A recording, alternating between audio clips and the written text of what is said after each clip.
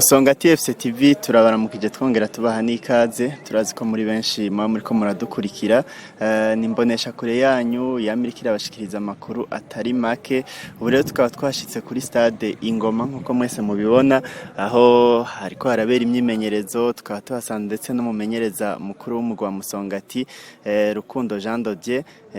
hari byinshi twifuza ko tuganira namwe mwese muriko muradukurikira mukeneye kumenya ariko imbere ya byose reka tubanze tumuramutse mahoro neza Rukundo. Mahoro nanjye ndabaramukije. Mumeze neza. Ya turashimanye mubure ko ariho tugezandire gusa. Abenshi bazi kuri Dodi Rukundo Jean Dodier bega ninde. Rukundo Jean Dodier umugabo w'umugore umwe n'abana babiri nkaba mvuka mu muryango w'abana 10 abangira gatandatu niyo presentation kubije n'umuryango wanje amibindi bijanye na carrière atanguye carrière yo kuba mu entraîneur muri 2009 ariko imbere yaho nakinye nakina mu 3e division tuduza équipe 2e division sezimwe sezi ya kabiri jemba ninje muri vya coaching kuko hari gihe uja mu bintu ukabona ko ushika kure peut-être atari kirenga uko abantu bakunda kundekuraje bambwira ataye uri muto nawe uzakina football nawe uzashika munyuma rero equipe nembere capitaine ndabivamwo nja muri staff technique sezimwe sezo ya kabiri ba responsabilité zo kuba entraîneur principal muri 2009 bantabwe carrière gutyo muri equipe twa JSN nakiniye nabaye nabere na capitaine kuva iki muri KD cyo gere naniga muri seconde mu 12 batabitahura manije muri carrière gutyo rero amakuma equipe nagenda acamo nabaye muri iyo JS mba muri OM mba muri Legalize ya kera subira kwiyamo yitwa Kayanza United naciye muri Message Ngozi imyaka 3 nja mu Rwanda muri Espoir FC saison imwe nunga muri Musongati rero nayimaze gice ca saison ubu nindi saison ngiye gutangura muri makere nivyo hanyuma nashoboye kuduza equipe zibiri muri 2e division duza equipe imwe muri 1e division Kayanza United nadugije yitwa OM nduza Legalize ariyo yahebuza Kayanza United muri 2e division ama Kayanza United ngenda ikura muri 2e division teje na 1e division ama ngira amahigo yo gukina finale ya coupe du président no ndi kumwe na Message Ngozi amana shikana muri demi finale ya coupe du président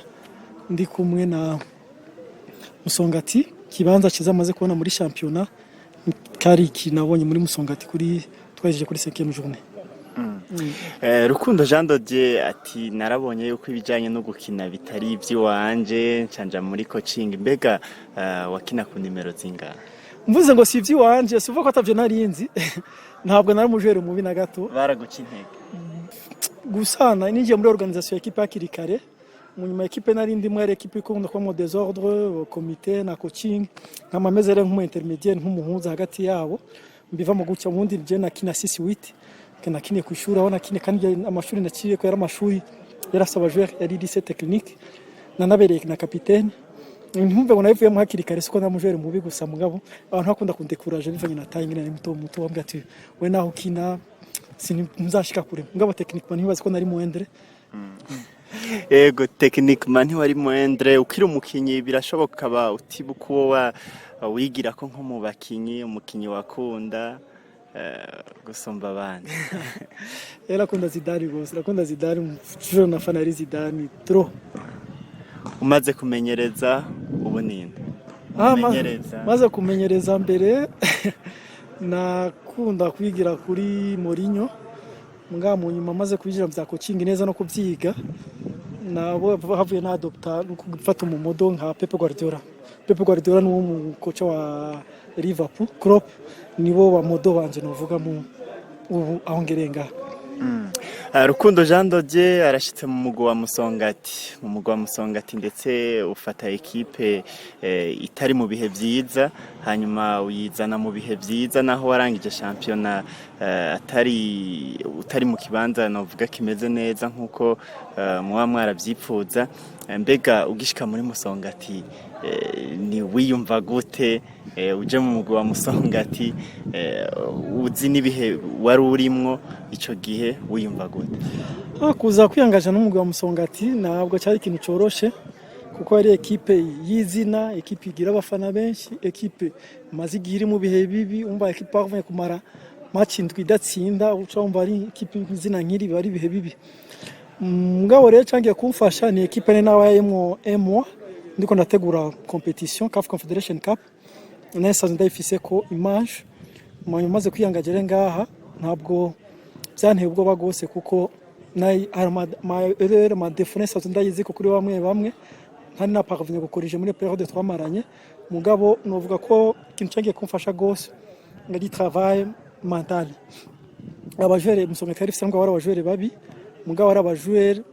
batari compétitive, donc accepte la compétition, c'est des groupes, donc batagomba kugwanira umwanya muri nani mu bindi ntiyashika. Nagerageje gutravailler leur mental, hamangerageza no kuzanamwo monstre de jeu. Nuvuga ko misi ya mbere vyarayisije nubwo nkuko mwabivuze ntarangije neza nkuko navyifuza. Mugabo rero ntabwo nikondana na gatoyi kuko icyatumye tutarangiza neza ndayivuga mu buryo bubiri. D'abord ni kibazo cha effectif, iki ni kibazo kingene forma twakinyemo championnat tuyikombe na coupe du président. Deja nasanze abajere 21 muri abajere 21 nafisemo abagaraje batatu na 18 jours de champ. Mu nyuma rero tumaze kwegera mu kwezi kwa nyuma kuko tugeze kuri 25e journée twarafashe première place tuvuye kuri 9e, ariko ntitwaparvenye kuyiguma bivanye n'ingene mu nyuma twagiye tugira ama blessure y'ama element usanga barakonta ko ndavuga nko muri mediane nafise amashwa limité. Mu nyuma renge ndambabaza abajwe abaza ba Albert Ramarigihe bakadogo bajamwo uwisi agiye bara rimwe na rimwe Shukuru agenda avamwo ngenda rengira ibibazo ama difficulté kubijana n'amashwa nari mfise biva na effectif nto nari mfise na mama cyane nari yegeranye bamwe bakaruka bona ko basebye ko araba effectif ufise harageze igihe nari mfise 3 joueurs kuri bando touche muri situation nke vyari bigoye. Mvuga rero ko muri resultat nagize saison passée ntabwo nikondana na kimwe kuko ni situation na kinishijemo itanyorohereje mu makondisiyo ko turakoreramo.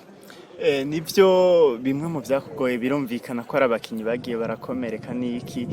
kandi bagakomereka mu misi ya nyuma udashobora kuronka no kuntu basubiriza. Mbega umwe effectif wo bufise hari ico biriko birakwigisha kugira poste imwe yose ifise nibura abakinyi nka babiri ushobora gukoresha kugira umwe ahavuye uwundi aboneke? Ico ni leçon nahakuye mva muri effectif ya 25 mu deja dufise 25 kandi ugiye kuraba nta poste nimwe dafise doublure. Hari meme nkafise nka poste iko batatu nka bataka do point aba numero 9 fise batatu ari witwa Kizizi, Felix na Desai. Aho numva ni kimwe tuza kugwanira n'umwanya kandi numva umwe vyanse urarungu ufise shwa kuwundi. Ico rero kibazo cha effectif nibaza Imana idufashije tugira ama blessure menshi nta poste nimwe dafise doublure kandi amana abajore bari polyvalent ushobora gukura ngaho kamushira handi akiadapta facilement. Nibaza ko kibazo cha effectif nta bwo ndagifise ko ivyashikiye saison passée byasura kushikira. Umugwi wa Musongati no mugwi wari umaze igihe uri kurakina inkino za kivandimwe ariko umusaruro utigeze uba mwiza na gatoyi.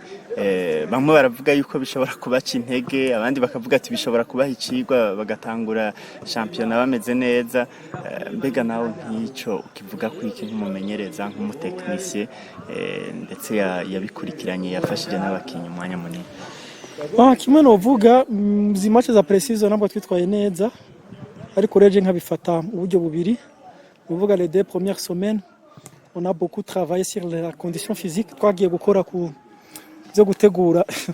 aramater mama wasanga goye kubona ingene yakoresha mu Kirundi utego twako turakora physique basi muri makenda zikomeshi bavyumva. Les 2 premières semaines mvuga rero ko premièrement mu joueur kugira ngo are parvenir kwa kimiro travail physique aba yarakoze muri zo 2 semaines yakimire nko muri semaine imwe yumva yari yaleze mubiri wiwe biragoye. Ikindi novuga nuko muri zo match nageragereje gutourna effectif ma chance tout l'effectif ya Musongati y'abajoueurs mfise bose babonye chance yo gukina zino match. Ni ukuvuga ko uwakinyemo nke yakinye mu zibiri kandi akabona miti imwe abandi bagakina iyindi. Nuvuga rero ko muri ico gere ko ekipa ari nshasha nangama ndabuse ko ekipa ari nshasha ku rugezo rwa plus de ku rugezo rurenge ibice 70%. Nuvuga ko mu bajure 21 ifise saison passée sigaranye mu bajure indwi. Abandi bose uca wumva ko abandi bajure bose 18 bashasha. Kuba préparer ngo bagire cohesion n'uberere bamwe bamwe baje bafise mu defo baje bafise muri bo muri mu kwezi kumwe biba bigoye tena muri match zitatu. Ariko kimwe no bagarantisa equipe fise dufise no mwaka ni equipe iri homogène. Nuvuga irafise mo de jeunes bakiri bato gose batorona do 18 à 20 ans, arafise abandi baja do 25 ans. Ugiye kura muri effectif ufise parti novuga ko effectif y'abakuzi bashika na 30 ntibarenga bane nkabane gutyo. Iyi equipe refise turashakorije amadefama amwe bafise ariko no garantisa abantu kuno mwaka dufise equipe nziza bishobora kugorana bagomba no mu ntango. Mugabo igihe tuzafatisha equipe kinje muri competition neza twamaze kurisha nayo mayere dufise equipe nziza no garantisa ko tuterejwe kuja muri course y'igikombe tukaza mu bibanza vy'imbere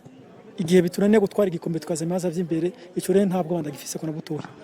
Uri kuraraba nivyo uvuga ati mu nkino za mbere birashobora kutugora akomva ari kurakoresha equipe yose kugira urabe abakinyi bose bakine birashoboka yuko muri izi match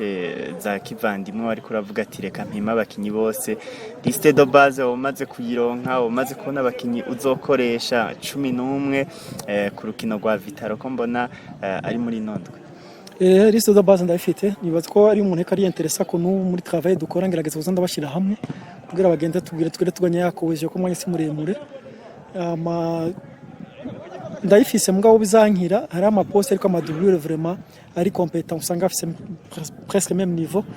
gushira mu cyangwa akora mu wundi atacuye bitwaye mugabo liste de base en soi yo ntegura gukoresha pour le match de dimanche kuri Vitaro ndayifise.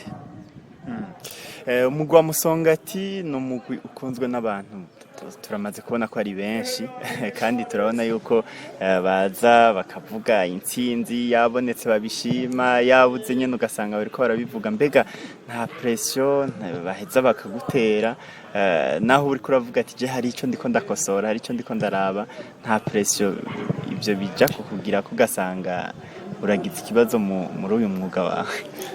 Pression ntiyabura kubura ntiyabura Ngoje ndashima Imana yarampaye umutima urinda ntabwo ndabihagara ko kandi ndanabatahura niyo bashavuye narabatahura kuko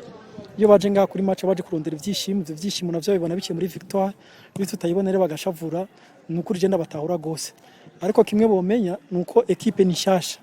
kandi rero kuba ku mukino kukorije amare wabazananye iyo wabakuye kubikora mu kwezi kumwe kubigarantisa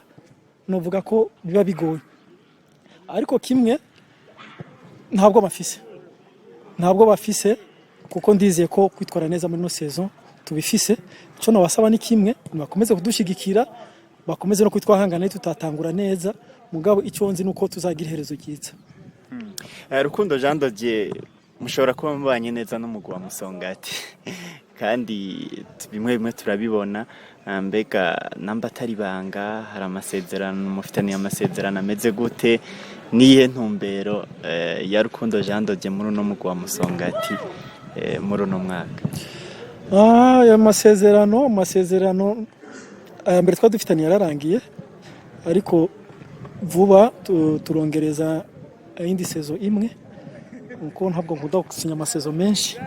turongereza saison imwe numva ko kuba tubanye neza vraiment ndabishima tubanye neza na komite tubanye neza na groupe y'abajoueurs ndetse tubanye neza na ba supporters ba Musongati abafana. Amasezerano rero mbwo ntarashira ku mukono nta kibazo kirimo kuko twari turi preoccupé n'vy'ama recrutement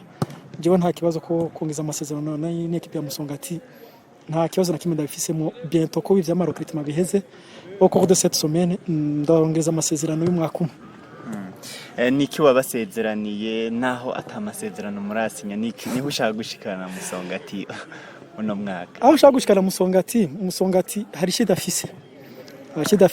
ari baramaze kubona igikombe cya Coupe du Président mugabo ntibaraba champion muri championnat ngo bambere muri championnat nivuga ko priorité yacu rero ni championnat tuzoza muri course yo kurondera ikibanza cya mbere ariko sinobagarantisa ko sisi twe nyine tukifuza ako cyo ndabemene ko tuzogerageza kwitanga no kugwana kugera ku munota wa nyuma. Hama ikindi turaviza igikombe cyari cyo cyose muri no saison entre ya championnat coupe du président turaronderamo igikombe lo minimum turaronderamo igikombe muri ivyo bikombe bibiri turaronderamo kimwe.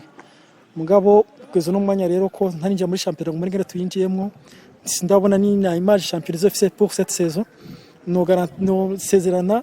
ko tuzogerageza kwitangira kugira ngo tubone igikombe pour cette saison. Rukundo Jean Dodier ni migwi myinshi mwamenyereje navyumvise mwaciye henshi hatandukanye ariko abenshi baravuga yuko football yahi wacu iri kiraduga hagati mu gihugu iva mu gisagara ca Bujumbura muri rusange uri kuraraba byo kuri football yiwacu yo biri hagati mu gihugu uno munsi. Byo simbeshere kuko ibihe bibindi kera twaruka myaka iri imbere ishize ngera imbira nka equipe yo muri intérieur ko ushobora kuja Bujumbura gatsindirayo cyaba ari ibintu batiyumvisha. Mga pour le moment urabona muburaja kuri classement ugasanga ibibanza bitanu byose vya mbere muri championnat bizamo equipe zo muri intérieur. Ivyo rero bigira insiguro birafise naho biva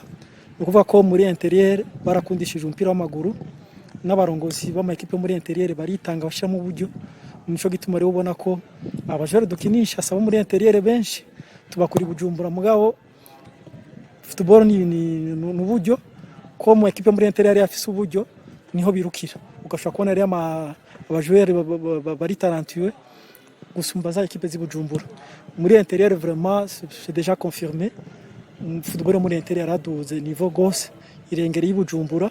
ako nibaza ko ni Bujumbura bagiye guhaguruka bagashira mu buryo kuko equipe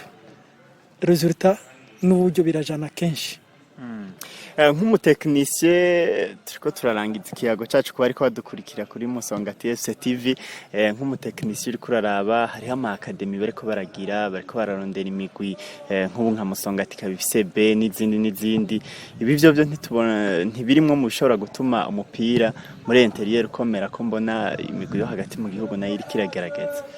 Ico kizatuma ama equipe muri intérieur akomera apare yo gukomera haboneke n'abajoueurs na promotion abajoueurs benshi muri intérieur kuko tweko turabivuga ama equipe muri intérieur arakomeye ariko ugiye kurabara majorité y'abajoueurs akoresha aba bevoriwe ibujumbura. Nibaza rero muri avec politique yo y'ama academy muri intérieur surtout mukabona ama equipe ya première division agenda agira ama equipe junior myaka mike iri imbere uzosanga effectif y'abajoueurs muri intérieur bevoriwe muri intérieur ari nyinshi.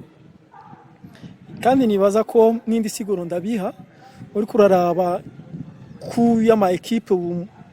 ya surtout première division igenda iduga ku mwaka ugenda ama recrutement agenda tuga ku bajoueurs ama frais de transfert araduga. Nibaza rako bimimotive na ama equipe yo muri intérieur la majorité de l'effectif bakoresha abara abajoueurs babarukwitano bakuye hanze uzori ha recrutement uzori ha ama frais de transfert uzoprena en charge ukamugaburira ukamubasira logement ukamuvuza. Mugabo avec iyi politique rero muri intérieur yo y'ama academy ama equipe yo muri intérieur na parvena ku développer politique y'ama academy azobana abajere benshi loko bava mu mara y'amarokalite ama equipe arimwo ku izokoroka nuvuga ko nta murokrita nta frais de transfert azotanga nta prise en charge totale izo birimo ngo amuratione amugaburire amuloge. Nuvuga ko ama equipe yo muri intérieur politique ni banda ya gucya a part yo kubona grand nombre y'abajoueurs muri intérieur bevoriwa na ku ma charge ya equipe ya ma première division izogabanuka surtout kuri ama equipe muri intérieur. Rukundo Jean Dodier twabafatiriye kandi mwari munarushe tubashimire cyane kuri kano kanya muduhaye. Naje ndabashimiye kuko ni occasion nziza kuganira kuko igihe tutoganira tudatanze amakuru ejo mwese bivuga ko avyumva. Mugabo namba umuntu yerekanye point de vue yiwe nk'umutekinicien muri equipe nibaza ko bituma benshi bagenda batahura ivyo turimo bikabishize kuba byiza muri organisation no muri fanatisme. Murakoze cyane abakunzi ba Musongati FC TV namwe tubashimire cyane kuba mwadukurikiye ni misi yose twama turi kumwe namwe mubandanye mugira like kuri izi nkuru zacu tuba turiko turashikiriza kuri Facebook turahari ndetse no kuri YouTube turahari.